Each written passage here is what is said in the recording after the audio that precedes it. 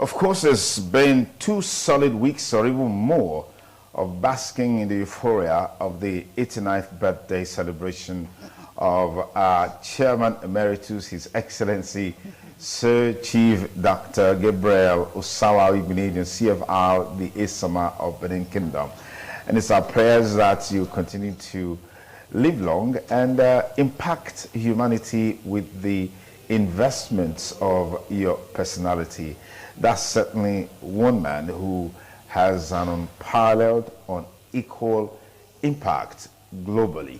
Okay, let's go into the nitty-gritty of today's business on the program Politics Today on independent television and radio. So good to be back with you on the program. Well, the Presidential Election Petition Court has since given its judgment on the outcomes, the contestations, as far as the 2023 presidential election is concerned. But a lot of reactions have been trailing that. The most visible, most pronounced is coming from Nobel laureate himself, and that's talking about Professor Wole Soyinka, who has accused the obedient movement of trying to force the hands of Nigerians backward in terms of the outcome of the election. The Labour Party has since reacted to that statement, but that will form the basis of our conversations today on the program. Well, post 100 days in office of President Bola Ahmed Tinubu, is one appointment or the other. To what extent has Mr. President lived up to expectations of Nigerians in the last 100 days and more? These and several questions we'll be asking on today's edition of the program Politics Today on independent television and radio on the ITV radio network. We'll take a short break. We'll be back to get into the groove of today's program. I'm Sonny Duke Okosun. Welcome on board.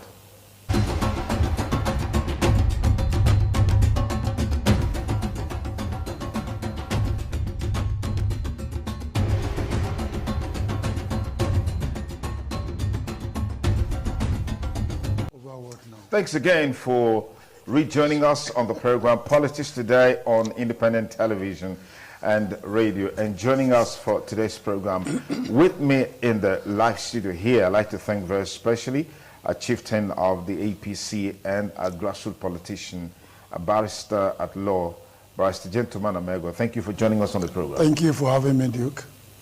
We also have with us here a constitutional and human rights lawyer, Barrister Greg Iyayi. Thank you for joining us. Good morning, viewers. Thanks, Duke, for having me.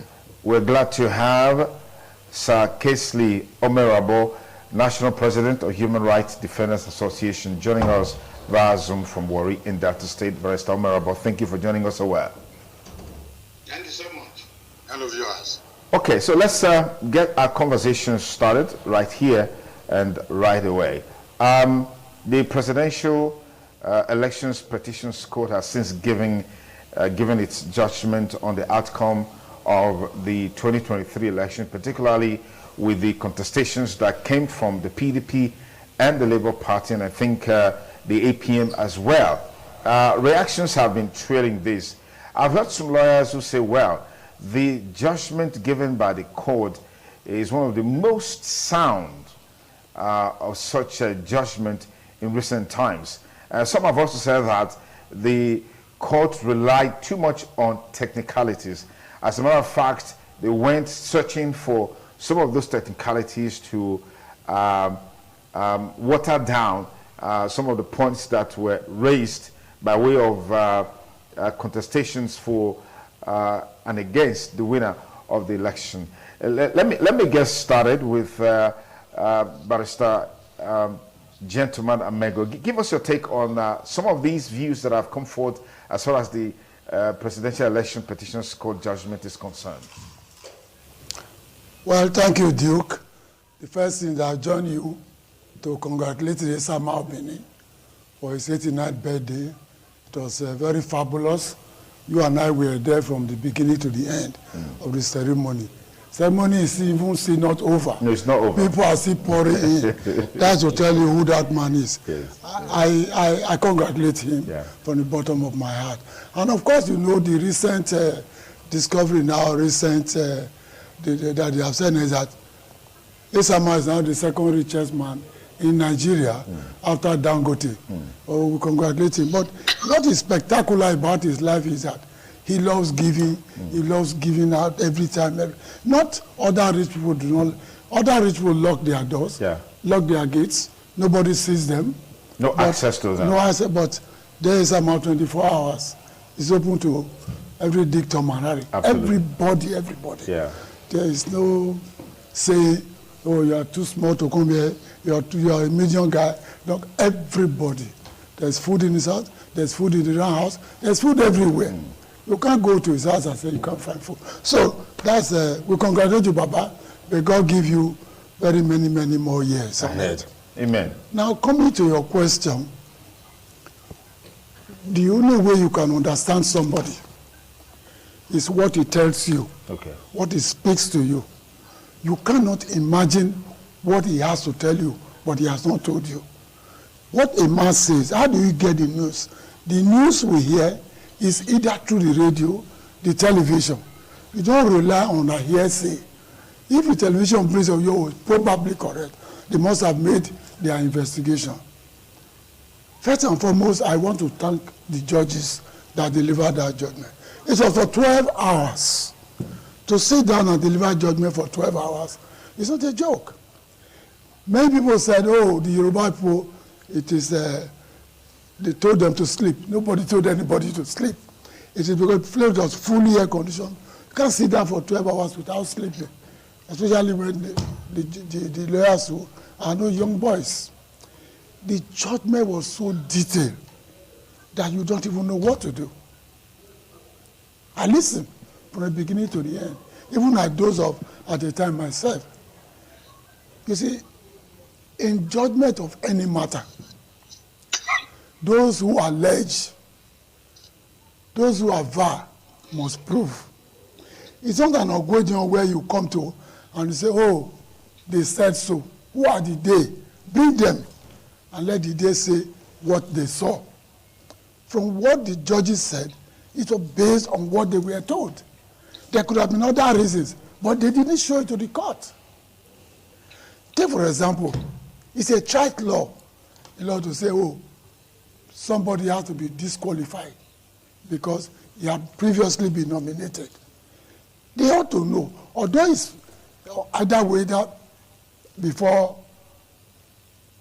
it can go either way. Okay. I'm talking of the situation of Shatima. Yeah, the vice president. The vice president. They know that you as an outsider, you cannot go to that party and say, the person you have nominated is wrong. You should not have nominated him. It's like sitting down in your house and telling somebody in another house, your nomination in your house is wrong. You cannot. I'm surprised that the lawyers didn't know what to do. There could have been somebody from that party to come out to say, but for the nomination of Shatima, I would have been the person. You have to show to the world that you are personally affected. You are a stakeholder, not an outsider. It is in law. The Bayelsa people were disqualified like that. Yeah. So why they all didn't bother about that, the son and the junior lawyers, nobody can say. And Obasanjo told us so many things. Oh, we have the results of all what we saw. We shall present all the results for the court. You didn't come to present the results. So what would the judges do? The judges will rely on what they were told. So as far as the judges on what they were told, the judges are no Father Christmas. They cannot give you what you don't ask for. As far as we are concerned, what they deliberated on, what they delivered judgment on, was what they were told. There could have been some other things, but they were not told. So you can't put the blame on the doorstep of the judges. Barrister Gregory, what were the aspects of those judgments, because there were more than one actually, that got your attention? The one that got my attention was the interpretation of section 133 of the Constitution, the one concerning the FCT. The 25%. The 25%. You see, the statutory legalese there is so lucid, most unambiguous. And what we are told in law is that in giving interpretation to anything, you start with the literal meaning.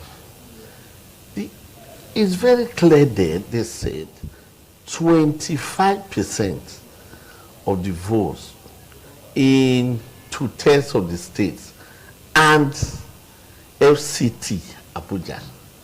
What's the argument about? Indeed, even a primary school child can interpret that. Because if I say 4 boys and the tall boy, what I mean, I'm talking about 5 boys. Absolutely. So I don't know where the confusion or the technicality, I don't know. It was strange, indeed. It's just like anything can happen in Nigeria. I'm sorry to say. Because everybody, you don't need to be a lawyer, you don't need to be an academician or a deep intellectual to, a primary school child will read that and tell you what it means. But it was given the meaning it was given. What I'm afraid of is that if we continue to cannibalize the Constitution or constitutional provisions, it might reach a point where any part of the Constitution can just mean anything depending on our own perception. So I have my concern about that. Okay. Then I also have my concern about the vitriolics of the learned law lords on the lawyers, because it made the lawyers feel that they didn't do any work. The lawyers presented evidence. You chose to look at some and close your eyes to others. So I don't want to go into that because the judgment is not final, since the people that lost said they are going to the Supreme Court. So let's wait for what the Supreme Court is going to say. But I feel that even if you want to chide lawyers, you should do it circumspectly. Okay. Because there's mutual respect between the judiciary and the bar. All right. But quickly, sir. Yes. I agree with Baisayaya. Okay. On which part on now? the issue of the 25% of Abuja. Because the word "and" is a conjunctive word. Okay. It joins. You say 25% of the "and." The judges didn't quite go to that area. Now it has caused problem in Abuja. Yeah. If you say it's 37, give us our government. Give us our House of Assembly and all that and all that. Because the word "and," although it could have been a mistake among those who drafted it, but the word "and" cannot be, it's conjunctive. Okay. You just say Okosu and Amego. You cannot exclude me because the word "and" has come into it. It's conjunctive. It just, that's aspect of it. Okay. I agree with you. All right. Dr. Kesley Omerabo, I'm sure you've been following the conversation to an extent. Okay, yeah. Okay, so you answer the question that I have for you now. The judgment by the Presidential Election Petitions Court is still reverberating. The outcome of that judgment, as a matter of fact, is still reverberating with reactions and counter-reactions. The most recent is the one from the Nobel laureate himself, Professor Wole Soyinka, who accused the Labour Party of not winning the election, but just trying to compare Nigerians to believe that they won the election, that the judgment by the Presidential Election Petitions Court has revealed that. Some have said that, well, because of the status of Professor Wole Soyinka, he ought to be circumspect, just like Vice Yayi said, as another statement be a little bit more neutral in his pronouncement on that judgment. Then I also like to know from you, what part of the judgment got your attention in terms of the fact that as someone who has been in the bar for such a long time, you're very vast in experience and knowledge about how some of these cases go. We also know that a law most times is on precedents. But it looks like all of that were thrown into the wind. Some have accused the members of the tribunal of importing technicalities to justify the judgment. Do you feel that way too? Yeah, well, let me start with this. About the elder statesman, Professor Wole Soyinka, is an individual entitled to his own opinion. But we would have known that from the antecedents, Soyinka is personally related to the president. And even before the election, after the election, you see what he has already been saying. Remember when his own group, the Pirate Confraternity, sang that song, Emiloka and Papa Nowhere, he got angry and told them to stop it. Don't laugh at the man for his old age. And in those days, that shows the sentiment in which he established. That is no longer the story that we used to know. As an elder statesman, just like he said, you have to remain neutral. Well, it's not easy to remain neutral because there must be sentiment. But that's for him anyway. He's not a lawyer, so he was not there. But again, like you have asked about the judgment, it started from the very position on the panel. It's not supposed to be a court. An election judgment or issues are referred to tribunals where both learned and unlearned are seated. It would have comprised of judges, lawyers, labor, academia, and even the market women to sit there and hear the petition of over 200 million people. You ask 5 jurists to sit down and decide for the country. That was an aberration. Why did you create tribunal in other elections? Presidential election created a court. You ask the panel of the Court of Appeal to sit for it. They're used to technicalities. And if you ask me on the judgment so far, as a lawyer, I totally disagree with their method, not just their conclusion, but their method. Premises 1 is 40, premises 2 is 40, premises 3 is fact, no conclusion. Let us take, for instance, the 25% for Abuja. If I say you must qualify in existing and means a plan on addition, and why did I end intersistence? And means there must be an additional qualification. You must have BSc, and an advantage of a master's degree. And means we must add. So if we're not, Nigerians don't have 37 states. So are we saying that we get the new government now? No. And means there's an addition. The judges know this. But you see, it's extra popular and supremaless. The safety and the welfare of the people is supreme law. The judges of the Court of Appeal were thinking of safety. We're thinking of, they don't want to pronounce the judgment that needs to riot and fighting and burning down things in the land. And with them, even now, we really have this. So the problem is that the judges of the Supreme Court erred totally in law. I don't want to go about the lawyers with the Supreme Court for final redress. So otherwise, all that they said, even you are saying that what they ought to have pleaded is not pleaded. You plead anything in law? No! The statement of claim and everything must not state the evidence to be adduced.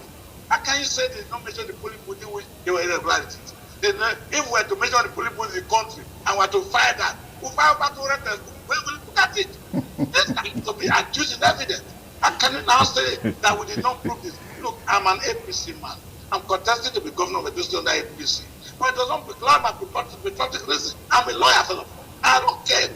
The truth is that if you are asking us to plead every material fact, not what we come to do is giving evidence there. If we were to plead that in Abuja, in Odukwe, far away in Akotaibo, they were regulated, irregulated, you put number 10 at 1 unit 2 is also how many we will find them, we will roll them, we trust the tribunal of the court. Then when we look at it, and this is a court that has a time frame. What would happen if tribunal where simple terms are used, not technicalities? I get angry when I hear you sacrifice justice on the altars of technicalities. That is not what we are trained to do at the law school. That is not what the judges are taught to do. Judges are taught to bring justice and not technicalities. Definitely, all that they will do, the treasury committee is watching us. Judges are, the judges are not to be evident the lawyers. So when did we descend to this level? As predicated on this, on that, looking for every reason can adduce to fail. Okay. Well, no matter how excuse is beautiful, failure is failure. All right. The excuse to fail it does not make it perfect. Okay. That's the truth. All right. So definitely the way the judgment went was very monumental and the period. All right, Barrister Kingsley Omoroba, I'll come back to you in a moment. when we have scenarios like this playing out, there are always far-reaching implications. I mean, some very sound jurists, eminent jurists, with their judgment, they don't just think about the now. They also think about the far-reaching implications of such a judgment.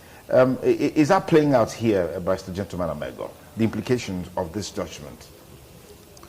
Well, you cannot decide now. The judgment is not in finality yet. Until when we finish the judgment, you can now know exactly what will happen in the future. For now, it's still going on. The matter is still sub judice. They have filed their papers. When it comes out of the Supreme Court, we know what the judgment is, and then we take cue behind the judgment. For now, it's fluid. There's nothing we can do about that. Okay. It's in court. All right. You subscribe to this, Barrister Gil, because I see a smile on your face.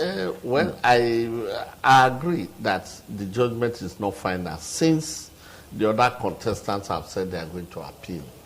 And let me say this. We shouldn't think that a court cannot make mistake. A court can make mistake. Of course. Yes, even the apex courts. That is why there is provision for the apex courts to sit and review a judgment that it has given before. It's the only court that has that power. Okay. Because more facts could emerge. New perspectives could come. And they will say, this was a judgment given in error. And they will correct it. We have seen it in Roe v. Wade in the United States, where a judgment given about 50 years ago. They have looked at the judgment again, the facts that we overlooked, and they overturned the judgment. So I think we should not think that a court is infallible. Okay. Fantastic. If you just join us, it's still Politics Today on independent television and radio, just reviewing the presidential election petitions court judgment as it relates to the recently concluded presidential election. So far, so good. Those who lost at the presidential election petitions court have already said they're approaching the Supreme Court to get justice. How that will pan out, only time will tell. We just have to be a bit cursory in our conversation because we don't want it to sound sub judice, all right? So we'll leave it at that. Right after, even before the judgment came, Mr. President marked 100 days in office. And one of the most visible things about the 100 days in office is the flurry of appointments that are coming forth. Just yesterday, we heard about the announcement of Central Bank Governor, Mr. Kodoso, who is going to take over the leadership of the Central Bank. And then we also have another 5 members of the different arms of the bank that will also be taking over after their confirmation with the Senate. We've also had other appointments that are come forth. But you and I know that what Nigerians are looking for is how the price of gari can come down, the price of rice can come down, the price of saktana, akbu, can come down. I mean, those basic things, that's what Nigerians are concerned about. They're really not interested about who you appoint there. How will all of this change the life of the average Nigerians? We're also very concerned about how the roads will be motorable. I mean, you can't drive from Benin City, for example, to Sapele, which is just less than 20 minutes from Benin City. Or you can't even get to Oshama City. You can't go to Ekpoma. I mean, that's even a no-go area. You can't even talk about that. You can't go to Agbo. I mean, it's crazy. These are things that are really concerning to Nigerians. But some say, well, some of the appointments looks really good and perhaps gives signs that indeed, Mr. President, if he stays without any other thing happening at the Supreme Court, he may just have the magic wand to change the fortunes. But let me get you into this conversation, Barrister Kesley Omarabo. 100 days and more of Mr. President, what's your take? Well, 100 days is still very young. It's 2 days. I must tell you, my assessment of the president, he is a good man, very intelligent, a good, in fact, he's experienced in governance. He was not just a governor, he was a senator, and he's been in the forefront of NADECO. And we want good progress in this country. He has a pedigree to lead the country. As for whether he's doing it well now, depends on who he appoints. When we talk of appointment, the Nigerian celebrates call to duty. I don't understand it. That's why we miss it entirely. The followership is beginning to continue the problem, not the leadership again. If we appoint Godezo to rule the central bank, let us see it. Let's see how far it goes. Not start celebrating from my town. Who is my classmate? Who is from my church? That's the problem. And then we'll go and see them next day. Hold them for Thanksgiving. Stay in the house. Won't let them perform anything. And then we'll come back to blame them. And by the time you tell me, oh, my brigade won't pay school fees. Just because I'll pay your brother's school fees. That's laziness. So if we're looking at Mr. or Alhaji Bola Ahmed Tinubu, yes, that's the qualified president. I agree. Very well. And he has a pedigree. And he has created men. Look at the people in commissioners, they are all governors. Everywhere, commissioner when he was governor, they are now ministers. He has this pedigree that will do well. I know there are distractions, but the issue is that there's a sentiment different from law. Sentiment is what I'm saying now. Sentimentally, I'm fundamentally attached to him. And I would like to work with him. I like him to do well. But you see, the people on ground, will they allow him? You appoint somebody to go and man the ministry. He has his own agenda. You think he's working for you. And you remember what was called the book, Hurting the Truth. If you think the government that is fifth columnists who want to destroy the government, and you are appointed, you know that you are appointing your enemy, things are wrong. That's the problem we have. Otherwise, the appointment so far, despite the group so far, I totally disagree with the removal of subsidy. If there's anything that was removed at all. I have quite disagree with palliative measure. You don't cut me with a knife and then you have a stitch to stitch it back. Why do you cut me first? What's the meaning of palliative? I don't agree with that. But 100% look at it. Because it's only about 80. I know we do very well. Okay. For us to work with him, probably with him, give him a good atmosphere to try. Otherwise, we remain hostile. We might just run another 4 years without allowing him to do well. Yeah, he's having traditional recognition. If people are beginning to work with him, let us see how he will go. Okay. I believe that he will perform very well. All right, thank you. Thank you. For now, yeah. Thank you, Dr. Omara. But I'll come back to you in a moment. It just, triggers another question that's been building, which is the issue of palliatives to cushion the hardship on Nigerians. There have been conversation on what should be the modus operandi in the delivering of these palliatives. Can't we use the money to fix the roads or do certain things that the generality of Nigerians can benefit rather than, separating or secluding a certain category of people in the name of the most vulnerable? What is the yardstick? What is the barometer of determining who is vulnerable, who is not vulnerable? Precisely. What is the guarantee that these things will actually get to them? Because we are beginning to hear stories now. Yes. Like even in some local government, they are holding palliatives like they did with the NSAS food stuff and stuff like that. Barrister Amego, yes. Well, earlier on, sir, I also quarrel with this palliative of a thing. But the first thing that I quarrel with Mr. President coming to office and the next day he was dishing out orders and all of that.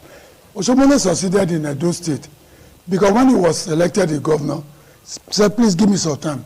I have to study the situation and know so that I know how to carry people along. Leadership depends on the ability to carry people along. You must have insight to all our problems before you start appointing. A lot of times say, put a square peg in a square hole. You must have known, at least on the surface, the problem in different departments before you start appointing ministers. You don't just start appointing like you, Duke, a journalist, go and say, go to Ministry of Works. You can't work there because that's not where you specialize. See, that's one other problem. On palliative, I quarreled with it before, the idea of this palliative. What the federal government should have done is 20,000 added to all the workers in this country every month to aid their transfer from their homes to their offices. 20,000. Just cut across the line, across the everybody is a worker, collect 20,000 extra. Go see those who are collecting palliatives. Some of them are wearing less materials. How do you determine the poor of the poor? How do you determine them?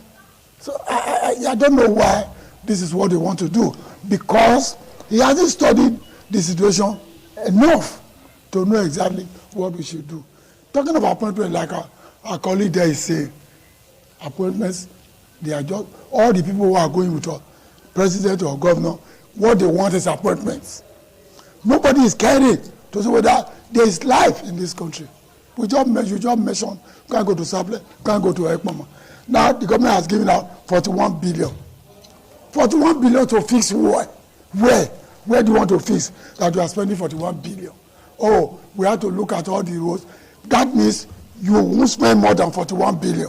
Or you spend less than 41 billion. I mean, it's fluid. What do you say? 41 billion to resuscitate.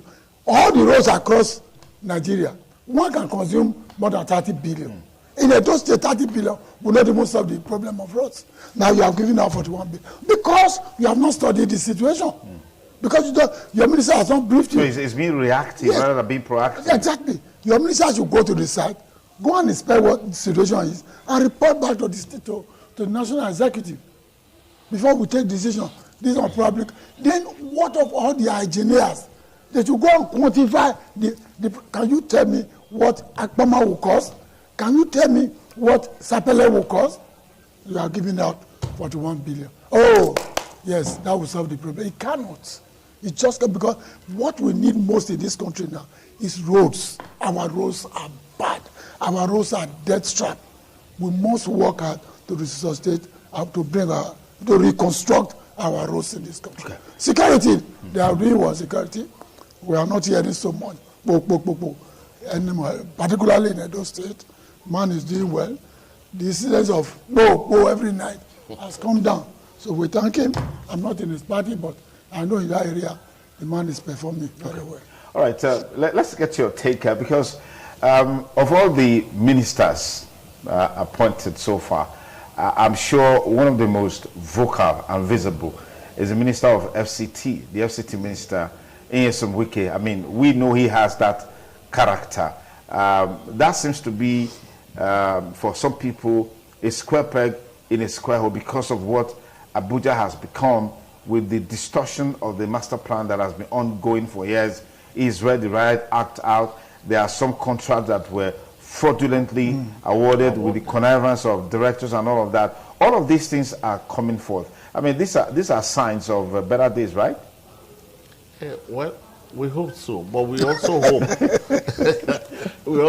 that Wiki will play according to the rules. Because if you're overzealous and you trample on people's constitutional rights, they are going to confront you. And then maybe he will start thinking of how he will grapple with what the judgments of the presidential election at the Supreme Court. Yes, okay. At the Supreme Court, what is going to bring out. So on the issue of palliative, I've never supported distribution of food items. Okay, this administration came in. I disagree a little bit with my elder, because Tinubu had the time, unlike Oshomole. Oshomole did not know that whether he would win or not. So that was why he needed the time after he was made governor, to study the situation. But between the period Tinubu was declared winner and when he assumed office, was more than enough to study the problems, know how to provide solution. He must have had around him some kind of kitchen cabinet that will say, how are we going to fix roads? How are we going to fix power?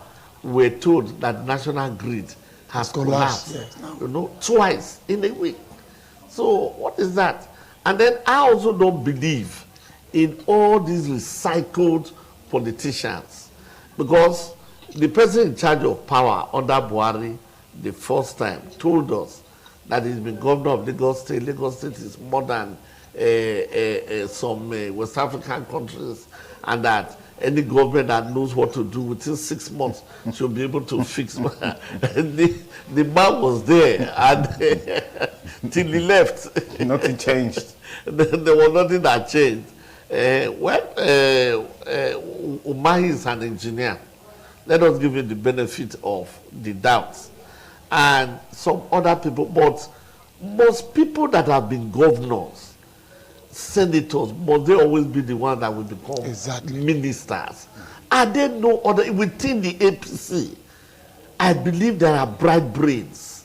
There are people all over Nigeria that can actually. Okonjo-Iweala was not a governor. She wasn't a senator. Dora wasn't a governor. Wasn't a senator.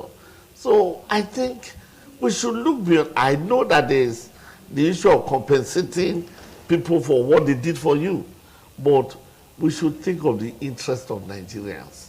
And when we are making appointments, the appointments should go beyond. There are other ways you can compensate some of those people. Because politics, they say, is a big elephant. Let's kill it, and then there's enough for everybody to share. But when it comes to these critical areas, like those that will drive the program and that will drive the administration, I think we should look beyond all these recycled politicians. Because each of them, they have their own interest at the end of the day that they might be pursuing, and not necessarily the interest of the masses. Thank you again, gentlemen, for your time. I want to say big thanks to you and you for being a part of Politics Today on independent television and radio. In a jiffy, our studio line will be open so you can also call and be part of the conversation. Please, when your call goes through, endeavor to go straight to the point, be as brief as possible because others are waiting, and do not cast aspersion on anyone. Okay, I read recently, just yesterday, that in Niger State, some communities, in fact, many communities have submitted themselves to the governance of one bandit leader called Dogo Gide. The man used to be in Zamfara State at the time, but due to bombardments and attempts to capture him, he relocated himself and his troops to Niger State. And since he got to Niger State, the state has not known peace, just like Zamfara State never knew peace while he was there. All efforts to apprehend this guy has proved abortive. Gide, in his own characteristic manner, has promised those communities that are loyal to him that they cannot access their markets. As a matter of fact, about 3 markets that have been that were closed down have since been reopened. Oh, yes. And business is growing, business is booming. So whether you like it or not, in a sense, we have a parallel government in Niger State, the elected executive government, and then the government of Dogo Gide, who is the bandit leader in that state that has promised the people protection and all of that. He has even asked those who ran away from the communities due to the frequent attacks that they should come back. We are back to this again, and it's quite an interesting scenario that is playing out. This is certainly a big challenge for the president of Bola Ahmed Tinubu. What are your perspectives, Barrister Mego? Well, the story appears unbelievable. But is the reality? But it is true, because we are following the story. I don't know how you can have a government within another government. It's unthinkable, sir. We are policemen, we have Air Force, we have soldiers. Our soldiers are very good soldiers. They go outside the country to fight wars, and they are always commended when they come back. I don't know what is happening in Niger State, why we cannot draft our soldiers there to restore peace. It looks illusory when you are told that somebody bandit has taken over. It's a kind of derision. It's ridiculous. You can't fathom it, what is happening in Niger State. But it is there now. So, again, we are talking of capacity to confront this problem. He will. If you read this man's result this morning on social media, you will doff your hand for Tinubu. It's all A's, all the subjects, about 20 subjects, all true. So I think he has the capacity to handle the Niger problem. But it is there. It's unfortunate. Okay. Barrister Yayi. See, the reason this is worrisome look at the proximity of Niger State to the seat of power. Yes. You know, it's just a few kilometers and just crossing of a bridge, and you are into Abuja. And this has actually persisted. And this is a state that has produced 2 leaders of this nation, and all of them generals. So I am a little bit worried. Is there some connivance anywhere? Because I don't think they can be so close to the source of power, and they can so and so bold. The audacity is what I really cannot understand. I believe if there is political will, these are people that can be rattled in a few days. Honestly, I don't see the reason they should be there. And we should investigate whether there are 5th columnists within the army who are supporting these people, or even other security agencies. Okay, let's get to invite our viewers and listeners now to contribute to the conversation. Hello, caller. Good morning. Tell us your name and where you're calling us from. Then go ahead with your contribution. Good morning. Please tell us your name and where you're calling from. Go ahead with your contribution. It's Politics Today on Independent Television and Radio. Good morning. Hello, good morning. Yes, please turn down the audio level on your TV or radio to remove the echo. Okay, that's more like it. Go ahead, please. Hello, good morning. Yes, good morning. Go ahead, please. We are enjoying your program this morning. Thank you. Where are you calling us from? I'm calling you from Obasapumba. Okay. Yes, go ahead with the contribution. Yeah. Obasapumba. Go ahead. Yes.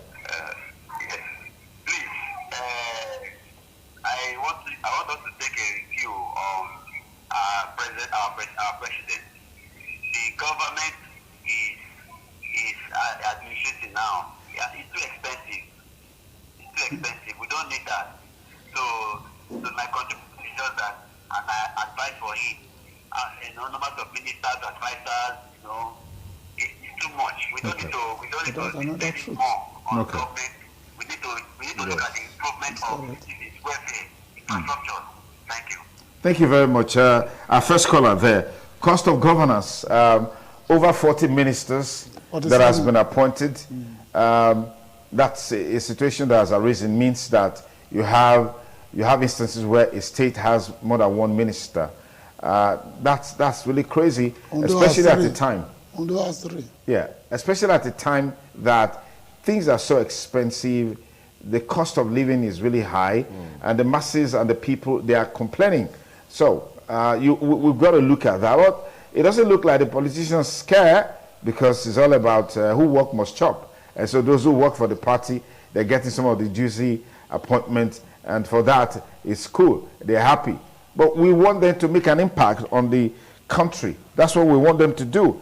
The number is on the screen, 08077770300. That's our studio number. Dial it right now, and let's get your contribution on the program. Hello, caller. Good morning. Welcome to Politics Today. Good morning, my brother. Good morning. All right. I'm calling from Go ahead, please. I think that judiciary is the most problem we have in this country. They are controlling the issue a lot. We are waiting for appellate court to do the internal breakdown of this matter. We are just waiting for them. Okay. And accepting our president 100 days in office, I will say this is 100 days of more hardship to Nigeria. We are just suffering. 100 days of more hardship. Appointment or not appointment, not matters more for Nigerians now. We want the best of things to come down. Every year since I put him every the best of things one night, what kind of country is this? They want it to come down. That is our most problem, and you know the appointment is their problem now. And this palliative was thing, I don't believe in palliative, because many of the entire government is shared this morning. They are talking. We want that one to share it to most important in this country. They are benefit on Nigeria. Okay. When they fix the final and fix the road, people are suffering. You can never see suffering. Okay. Okay. What the kind of government is this? Okay. All right. Thank you, a caller, for your views. Well captured. and taken. We have other callers waiting. Good morning, caller. Good morning. Tell us your name and where you're calling from. Good morning, caller. I've lost him. We can barely hear you. When you do call, I did say at the beginning that you endeavor to turn down the audio level on your phone to remove. Yes, remove the echo. Good morning, caller. Good morning. Good morning. This is Solomon Asaga. Where's Solomon calling us from? I'm calling from Oloko. That's why we don't have room to go out. You just say something about the past government, the way it was able to deliver the state. Okay. You see, as we are complaining right now, but I'm so enlightened that the federal government is not owing any state allocation. I don't believe that we are owing any governor, any salary, or House of Assembly, or House of Member. So, no excuse of no work. Okay. You see, now we are complaining. I believe nobody here would be happy now that when you see the video going now in the state, there is no road. Even as a governor or anybody, he's not happy. He's not comfortable with anybody. We don't have road. All they say we are keep on blaming the federal and the federal. That's why I said this thing. They have, the past governor knows that there's going to be a disappointment. That's why I want to give a contract. You will see it jumping in gutter, checking the work whether it's okay. Even with some expert engineer inside the vehicle. That's the reason why we will be able to deliver. I don't believe sending a message thinking grammar and office is not helping anything. I thought it's not moving forward when we talk of growth now. It's not a good thing. Okay. So I believe the governor should do more. All right. I know it's trying, but he should do more. That's All my right. take this morning. Thank you. Thank you. 08077770300 is our studio number. Good morning, caller. Tell us your name and where you're calling from. You're live on Politics Today. Good morning. What's your name and where you calling from? My name is Omeya. Where's Omeya calling us? Go ahead. Go ahead. We can hear you loud and clear. Go ahead. We can hear you loud and clear. Okay. You're not ready to talk, so let's give the opportunity to someone who is ready. Good morning, caller. What's your name? Hello? Yes, good morning. Good morning. Yes, what's your name and where are you calling us from? I'm Baba. Okay.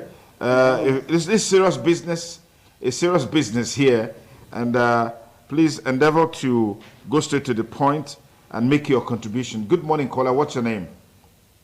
Good morning, gentlemen over there in the studio. My name is USA. USA, go ahead. Yes, my brother, there is no point pretending not to see the obvious. There is no sign that our leaders, even citizens, are ready to build this country. Otherwise, how do we explain our conduct before the civilized world issue of what? Insecurity, you and I know. Where there is no security, forget anything called human development. Yeah. And that is why in the civilized world, nobody plays with such a very, very important issue. Yeah. Our ancestors were able to provide security for their various communities and empires.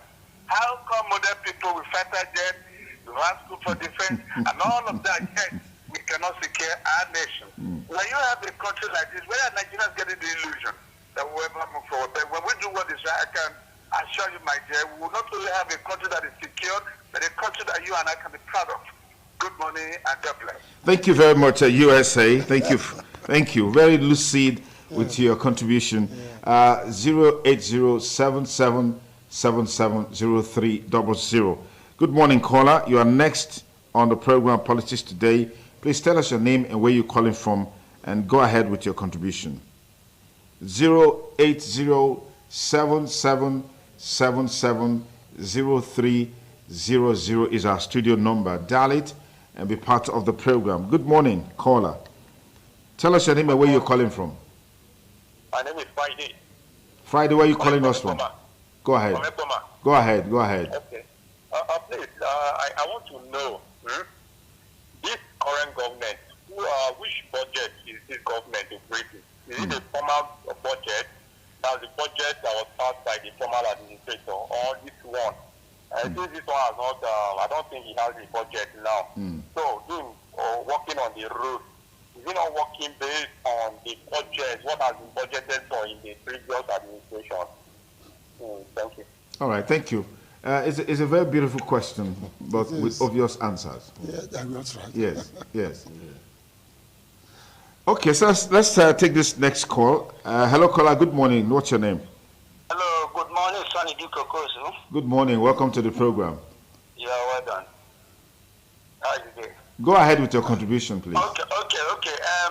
I've heard all what the contributors what they said, but I always said that the problem of this country is with the judiciary. They cause a lot of problems. Look at the pronouncement, look at the judgment and everything. So how are we going to do away with them? These lawyers, these judges, all of them. How are we going to do away with them? That the problem this country has. You understand? Okay. So that's what we should look at. And we are waiting for the Supreme Court. Let us be waiting and see. Thank you. All right, thank you for your contribution. 080-7777-0300. That's the studio number. You can dial it and bring on board your contributions to the conversation. Yes, someone raised an issue about the budget with which the present government is running. Yes, we're not aware there is a budget that has been presented before the National Assembly, but you know that once a budget is made in the previous year, it rolls over into another year before another budget comes on board. All right, and in any case, some of the pronouncements that have been made in terms of monies that will be earmarked to execute certain projects, we're not aware those monies have been released. It could just be words on paper which are futuristic, perhaps to dampen the tension or reduce the tension about the government of the day not doing anything. All right, so some of them could just be a political statement to really help to give that sense of hope to Nigeria. Remember, the government of the day came with the mantra of renewed hope. So they keep giving us hope, and we want to see beyond the hope and see the actualities and the realities of the things that they have promised. Okay, let's take this call before we call it a wrap on the program. Good morning, caller. What's your name and where are you calling us from? Hello? Hello, good morning. What's your name? Okay, it's serious business we have here. Hello, caller. Good morning. Our last call for today. Tell us your name and where you're calling from, and go ahead with your contributions. Good morning. Good morning, sir. Yes, good morning. Please tell us your name and where you're calling us from. I'm Nathaniel calling from Ogara. Okay. Yes, from Ogara. Go ahead, please. Please, I just want to reiterate about assessing Benin via Ogara, via Olugu. That spot is really bad. This is a road that was used by the military administration. Don't forget, the people that call themselves our leaders to maintain it is a problem. Masses are suffering. They are always flying with aircraft, forgetting that the masses use this road. This is wickedness in leadership. They should try and do the needful on that road. Masses are suffering. Goods and services are passing on that way via that Ulugu exit. And I don't know what Obadaki is doing as a Edo State governor and also the Delta State governor or sheriff. They should put hands together and do the math. They are there to start the math. But these roads we are talking about, they are federal roads. Are you aware of that? Absolutely. Okay. But they can do something to cushion the effect of the suffering masses are passing through that place. Okay. All right. Thank you. Thank you. Thank you. That's our last call for today on the program Politics Today. Final word from Barrister Greg Iyayi. Nigerians, keep hope alive. Keep hope alive. Let's wait for the judgment of the Supreme Court. All right, Barrister Mego. Well, renewed hope. When there is hope, there is life. So let's hope that everything will be streamlined and Nigerians will be happy. All right. But I'll tell you the truth. I'll tell you what I do know. Anytime a new policy comes on board, there's always a gestation period, a maturation period. That's true. Within which, whatever that new policy is, you can start feeling the impact. Whatever good intentions that the present government has for Nigeria and for Nigerians, it's not going to be overnight. It's going to be a process, because success is a process and it takes time to mature. Maybe 6 months, maybe more year, maybe 2 years. Depends on the people who have been so employed or put in position of authority, depend on the resources that are available, depends on how the government of the day is able to judiciously deploy those resources to meet the needs of Nigerians. So if you're expecting that things will turn around within 24 hours, forget about it. If you're expecting that to happen in the next 6 months, maybe the signs could be there. But maybe in the next 1 year, before we can really begin to feel the impact of the present government of the day, because the indices are there, the factors are there, everything is there for us to see. Nothing's going to happen overnight. That's my take-up point on the show today. I want to say big thanks to everyone that made Politics Today on ITV Radio, on the ITV network, a huge success. Big thanks to our panelists. Barrister Amego, thank you for coming.